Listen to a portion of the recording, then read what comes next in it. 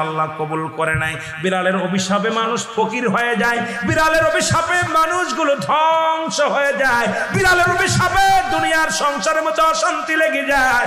বিড়ালকে ভালোবাসলে ও মুসলমান শুনে নেও, এই বিলাইকে ভালোবাসলে বিলাই যদি দোয়া করে, বিলার দোয়ায় আল্লাহ দরবারে অনেক ফায়দা লুটতে পারবেন। জোরে জোরে চিল্লায় বলা যাবে না মারহাবা।